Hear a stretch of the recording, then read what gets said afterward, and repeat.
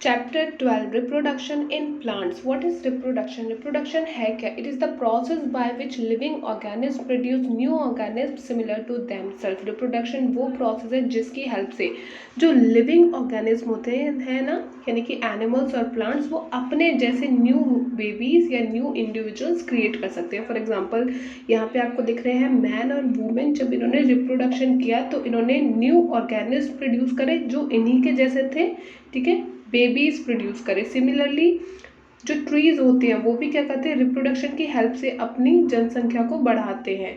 आपने देखा होगा एक ट्री होता है और उसके आसपास उसी के जैसे ढेर सारे हो जाते हैं, राइट। सो इसीलिए रिप्रोडक्शन किया जाता है। Why is reproduction necessary? इसकी ज़रूरत क्यों है, क्यों ये इतना आवश्यक है? It retain a particular species of living organism. आप मान लीजिए किसी बर्ड की, कोई पर्टिकुलर बर्ड है, अगर उसकी स्पीशीज़ है, ठीक है, किसी टर्टल की स्पीशीज़ है, तो वो लॉन्ग टाइम तक अर्थ पर सरवाइव कर पाए, इसीलिए रिप्रोडक्शन ज़रूरी है। ताकि अगर एक मुर्गी है तो वो अपने जैसे यंग वंस क्रिएट करे, कोई इंसान है तो वो अपने जैसे और न्यू ऑर्गेनिज्म क्रिएट करे, ताकि जो अर्थ है उस पर हमारा अस्तित्व बना रहे डिफरेंट स्पीशीज़ का, इसलिए रिप्रोडक्शन ज़रूरी है। Second thing is transmission of characters from one generation to another, यानी कि एक जनरेशन में जो भी क्वालिटीज़ होती है, सपोज करिए कोई आदमी बहुत अच्छा रनर है या कोई लेडी है वो बहुत अच्छी कम्युनिकेशन करती है, तो क्या होता है जब वो रिप्रोडक्शन करती है उस प्रोसेस से फादर के और मदर की जो क्वालिटीज़ है वो न्यू बेबीज़ में आ जाती हैं और नेक्स्ट जनरेशन में फॉरवर्ड हो जाती है, इसलिए भी रिप्रोडक्शन किया जाता है। प्लांट्स में भी मान लीजिए कोई ऐसा प्लांट्स है जिसके फ्लावर्स बहुत अच्छे हैं या कोई ऐसा प्लांट है जिसपे बहुत सारे फ्रूट्स आते हैं, तो जब इनका रिप्रोडक्शन कराया जाएगा तो क्या होगा, जो नया प्लांट आएगा उसमें इन दोनों की क्वालिटीज़ होंगी, इसलिए रिप्रोडक्शन बहुत ज़्यादा इम्पॉर्टेंट है। नेक्स्ट देखते हैं मोड्स ऑफ रिप्रोडक्शन। इसके क्या क्या तरीके होते हैं? दो तरीके होते हैं, एसेक्सुअल और सेक्सुअल। अब हम इसे एक एक करके देखेंगे। एसेक्सुअल रिप्रोडक्शन, इसमें क्या होता है, new plants arise from vegetative parts, यानी कि जो पुराना प्लांट है, जो पेरेंट्स प्लांट है, उसके जो वेजिटेटिव पार्ट्स है, यानी कि जो उसकी पत्तियां हैं, उसका तना है या उसकी जड़ें हैं, उन्हीं से हम नए प्लांट को ग्रो कर लेते हैं। नो स्पोर्स और सीड फॉर्मेशन, यहाँ पे कोई भी बीज नहीं बनते हैं इस प्रोसेस में।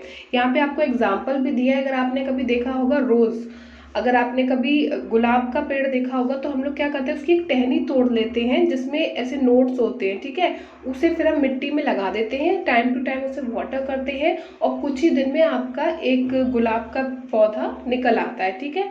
दूसरा एग्जाम्पल हम देते हैं कि हमने वेजिटेटिव पार्ट से ग्रो किया, यहाँ पे पटैटो को हमने क्या किया, पटैटो लिया और ये आइज है, ठीक है, तो हमने इसकी ऐसे पीसेस करे कि हर पीस में आइज आ रही थी और उसके बाद हमने इसे सॉइल में अच्छे से लगा दिया। टाइम टू टाइम वाटर करेंगे तो क्या होगा, थोड़े टाइम बाद इसमें जर्मिनेशन स्टार्ट हो जाएगा। सेम वे जो आपका जिंजर होता है, जो अदरक होती है, उसमें भी यही होता है कि वेजिटेटिव पार्ट से ही नया प्लांट ग्रो करता है। और एक और यहाँ पे एग्जाम्पल दिया है, leaf of bryophyllum with birds in the margin. ये जो प्लांट है इसकी जो लीव्स है ना, इनके किनारों पर ही नए प्लांट ग्रो करने लगते हैं। तो ये कुछ एग्जाम्पल थे वेजिटेटिव प्रोपोगेशन के, यानी कि वेजिटेटिव पार्ट से नए प्लांट्स को ग्रो करना। Roots of dahlia and sweet potato give rise to new plants. यहाँ पे कहा गया है कि जो रूट्स होती हैं, जो जड़ें होती हैं डहलिया की और स्वीट पोटैटो की, यानी कि शकरकंद की, उनसे नए प्लांट्स ग्रो करते हैं। जो कैक्टस होता है उसके पार्ट्स डिटैच हो जाते हैं, जब मैच्योर हो जाते हैं तो खुद से अलग हो जाते हैं और जहाँ जहाँ ये पार्ट्स जाते हैं वहाँ पे नया प्लांट इनसे ग्रो कर जाता है। Note, plants produce by vegetative propagation. इस तरीके से जो हम प्लांट ग्रो करते हैं इसकी क्या क्वालिटीज है, it take less time to grow and bear flowers and fruits earlier than those produce from seeds. अगर आप किसी प्लांट को सीड से ग्रो करेंगे तो बहुत टाइम लगता है सीड को जर्मिनेट करने में और पौधे को बड़े होने में, लेकिन जब आप वेजिटेटिव प्रोपोगेशन करते हैं, यानी कि जो पुराना प्लांट है, जो पेरेंट प्लांट है, उसके किसी हिस्से से, जैसे लीफ हो गई, स्टेम्स हो गई या रूट्स हो गई, इनकी हेल्प से जब आप नए प्लांट को ग्रो करते हो ना, तो यहाँ पे ग्रोथ बहुत जल्दी होती है, बहुत जल्दी ऐसे पेड़ों पे फ्लावर्स आ जाते हैं, फ्रूट्स आ जाते हैं।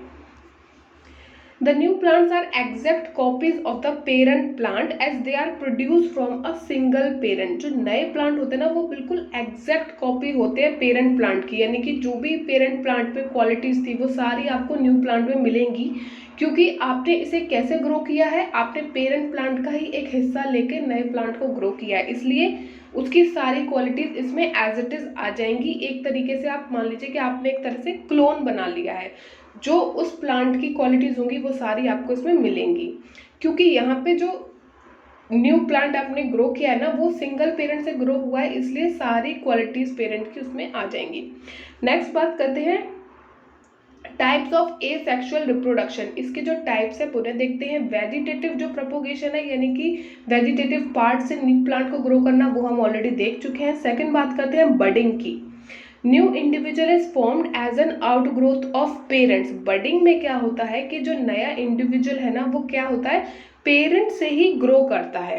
Daughter separate away and parent continue to exist. यहाँ पे आपको एग्जांपल दिया है हाइड्रा और यीस्ट का, इनमें बडिंग होती है। यहाँ पे आपको दिख रहा है हाइड्रा, तो ये पेरेंट हाइड्रा है फर्स्ट इमेज में। फिर क्या हुआ, धीरे धीरे इसमें बडिंग सी हुई, यानी कि एक इसमें आउटग्रोथ हुई, उभार सा आने लगा, ठीक है, उभार आने लगा। फिर धीरे धीरे एक बड जो डेवलप हो रहा है वो प्रॉपर तरीके से कुछ टाइम बाद न्यू बड बिल्कुल ग्रो हो गया। जब प्रॉपर ग्रो हो गया, मैच्योर हो गया, तो वो अपने पेरेंट से डिटैच हो गया। यानी कि स्टार्टिंग क्या हुई, पेरेंट में ही एक छोटा सा बड निकला, फिर वो और डेवलप हुआ, जब प्रॉपर डेवलप हो गया तो वो अपने पेरेंट से अलग हो गया। तो ये तो एग्जाम्पल था हाइड्रा का। दूसरा एग्जाम्पल देते हैं यीस्ट का। यीस्ट का सेल दिखाया है, इसमें भी आपको क्या दिख रहा है, यहाँ पे एक बल्ज सा हो रहा है ना, एक आउटग्रोथ निकल रही है, तो यहाँ पे बर्ड निकल रहा है, डेवलप हो रहा है। धीरे धीरे आप देख रहे हैं कि न्यू बर्ड डेवलप हुआ और यहाँ पे बर्ड्स की चेन दिखाई दे रही है, ठीक है। तो जब ये प्रॉपर मैच्योर हो जाएंगे तो ये अपने पेरेंट्स से डिटैक्ट हो जाएंगे, उनसे अलग हो जाएंगे, और अब ये एक न्यू ऑर्गेनिज्म है और अपना सर्वाइव करते रहेंगे। Next is fragmentation. Parents break into multiple pieces on maturity, each of which give rise to a new individual. जब प्रॉपर मैच्योर हो जाते हैं तो इसमें क्या हो जाता है, जो पेरेंट्स हैं वो कई टुकड़ों में टूट जाते हैं और हर हिस्सा एक नए ऑर्गेनिज्म को जन्म देता है। यहाँ पे हमें एग्जांपल दिया है एल्गी का, तो ये ब्रेकडाउन हो रही है मोर फ्रैगमेंट्स में, मोर पीसेस में, ठीक है। ये 1 थी और इस 2 पीसेस में डिवाइड हो गई। अब ये दोनों क्या है, न्यू इंडिविजुअल्स इनसे बन गए। Next is spore formation. Formation of a new individual by germination of spores, unicellular bodies in the parent that are capable of growing into a new individual. Spore अब यहाँ देखते हैं, देखिए कई बार आपने क्या हुआ, ब्रेड के टुकड़े को कई बार आप टिफिन में रखा हुआ भूल जाते हो कहीं पे, और थोड़े टाइम बाद आप देखते हो तो उस पर क्या होता है, छोटे छोटे फंगी आ जाते हैं ग्रीन कलर के। तो ये देखिए इस तरीके से होता है रिप्रोडक्शन थ्रू स्पोर्स। यहाँ पे क्या है, ये स्पोडियम है, इसके अंदर बहुत सारे छोटे छोटे स्पोर्स होंगे। जब ये बस्ट होगा, जब ये फट जाएगा, तो ये आपको दिख रहे हैं बहुत सारे स्पोर्स हैं, और इन पे एक छोटी छोटी, जैसे ये छोटे छोटे स्पोर्स है ना, इन पे बाहर एक आउटर कवरिंग है जो कि हार्ड है। जब तक बाहर का एटमॉस्फेयर सही नहीं होता, यानी कि मान लीजिए अभी बहुत गर्मी है, तो अभी इसमें से न्यू इंडिविजुअल नहीं निकलेगा। जो बाहर की आउटर कवरिंग है ये इसे प्रोटेक्ट करेगी अच्छे से। जब बाहर का एटमॉस्फेयर अच्छा होगा इनके लिए, फॉर एग्जांपल वहाँ ह्यूमिडिटी होगी, फूड होगा, यानी कि एटमॉस्फेयर में नमी होगी और इनके पास खाना अवेलेबल होगा, ठीक है। थोड़ा बरसात जैसा जब मौसम होगा तब क्या होगा, जब फेवरेबल कंडीशन होगी तब ये स्पोर्स है इसकी आउटर कवरिंग हट जाएगी, और जो उसके अंदर फंगी है वो क्या करेगी, फूड को लेगी और खुद को ग्रो करेगी। Plants such as moss and fern also reproduce by means of spore. दो और प्लांट का एग्जाम्पल दिया है, मॉस और फर्न, ये भी रिप्रोड्यूस करते हैं by the means of spores. तो ये तो थे एसेक्सुअल रिप्रोडक्शन के पार्ट्स। अब बात करते हैं sexual reproduction.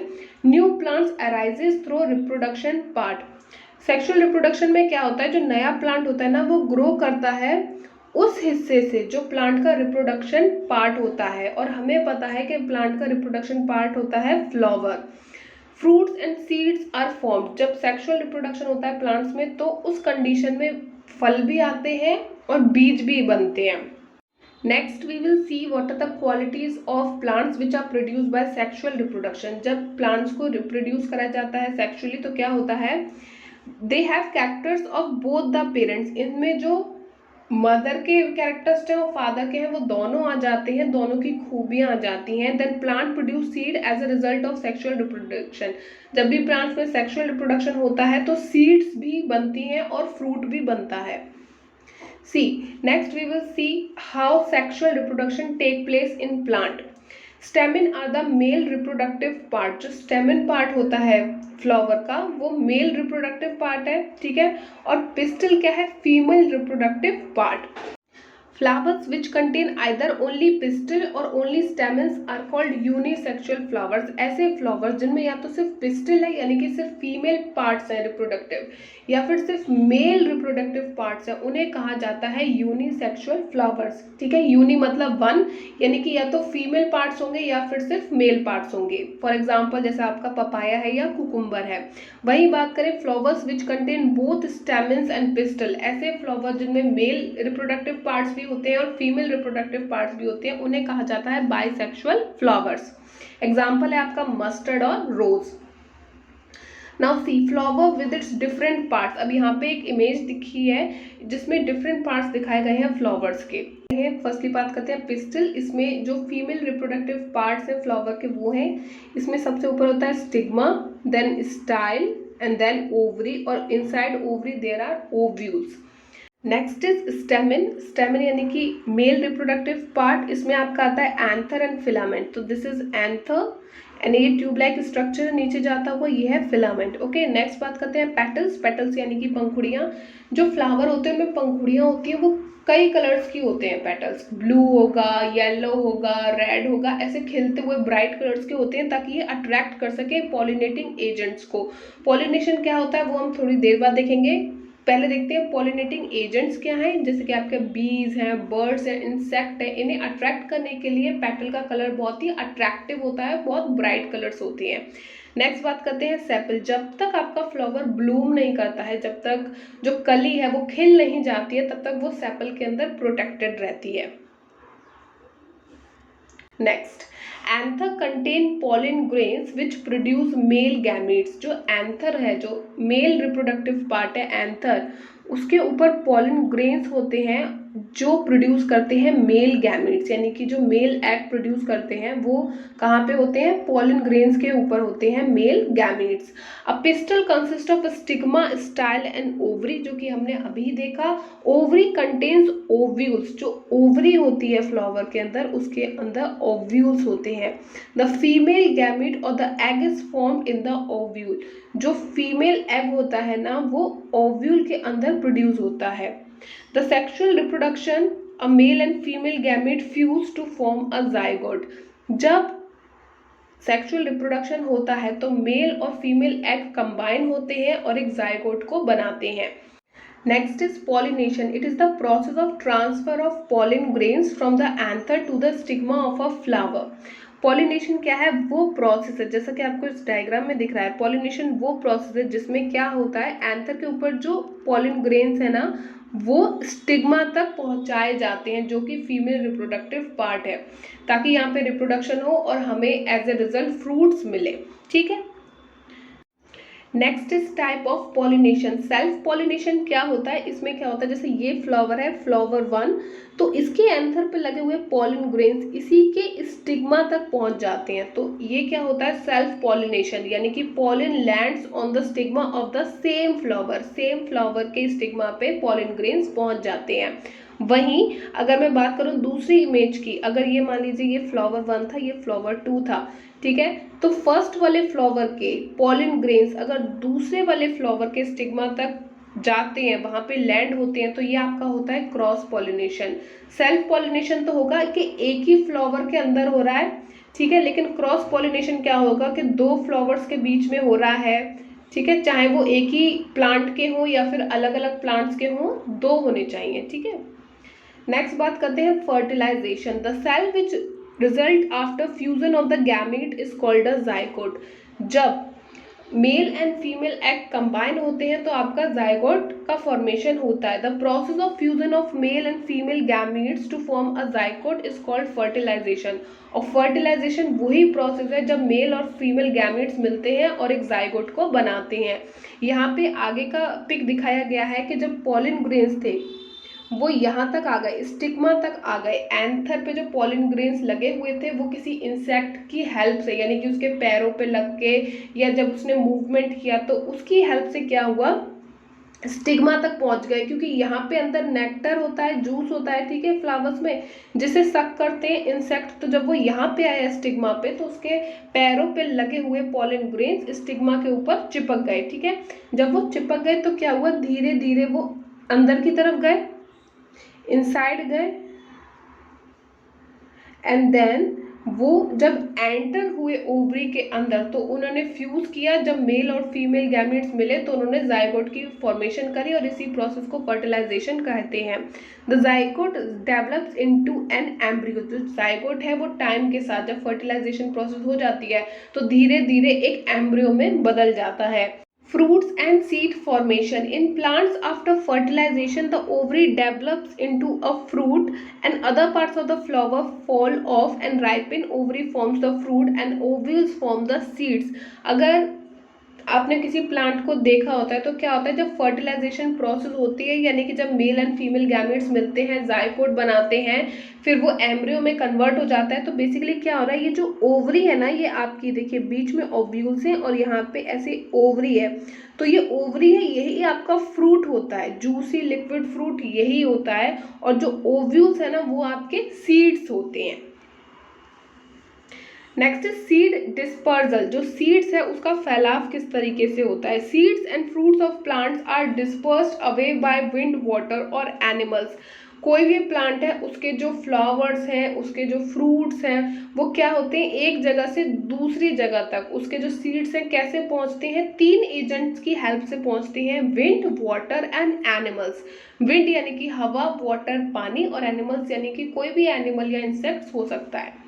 To avoid competition for sunlight, water, minerals and space. लेकिन ऐसा होता क्यों है, क्यों सीड्स को डिस्पर्स किया जाता है दूर दूर, क्यों इसके एजेंट्स हैं, ऐसा क्यों है। ये इसलिए है कि मान लीजिए यहाँ पे एक पेरेंट प्लांट है, ठीक है, तो अगर इसके सारे सीड्स यहीं नीचे ही गिर जाएंगे तो क्या होगा, जो न्यू प्लांट्स हैं वो सब यहीं ग्रो करेंगे।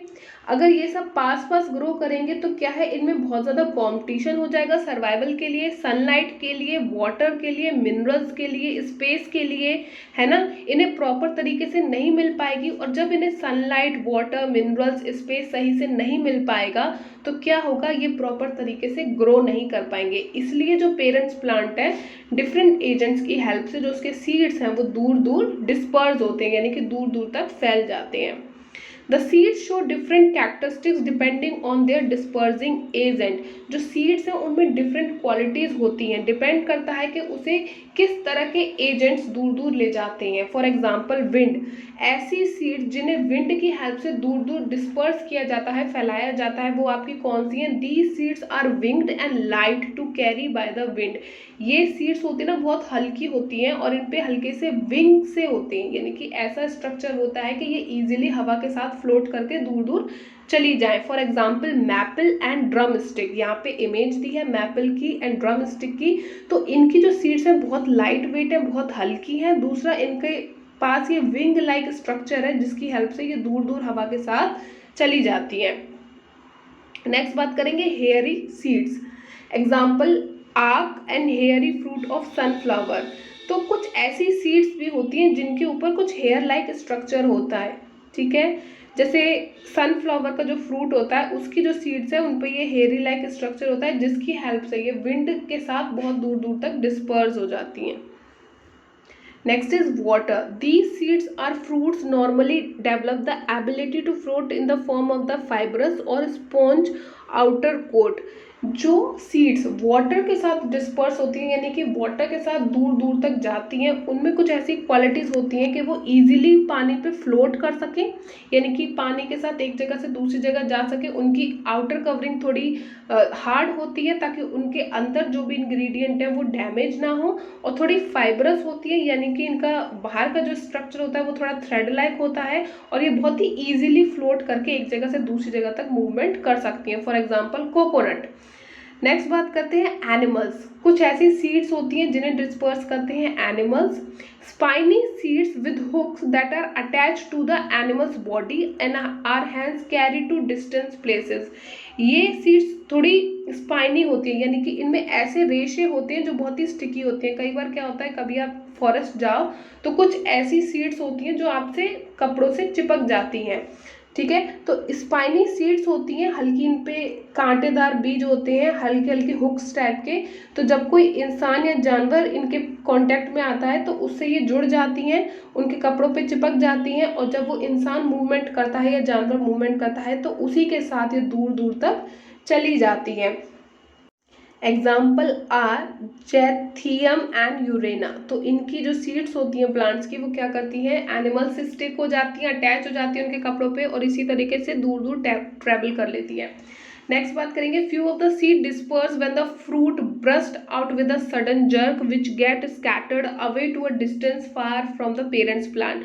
और कुछ सीड्स ऐसे भी होती हैं जो अचानक झटके के साथ जो आपका फ्रूट है ना वो टूट जाता है, फूट जाता है, और उसकी जो बीज होते हैं वो दूर दूर तक बिखर जाते हैं, अपने पेरेंट्स प्लांट से बहुत दूर दूर जाके बिखर जाते हैं। For example balsam and castor, ये ऐसे फ्रूट्स के एग्जाम्पल हैं जो सडन जर्क के साथ, अचानक झटके के साथ फट जाते हैं और इनकी सीड्स दूर दूर तक चली जाती हैं। That was all, thanks for watching.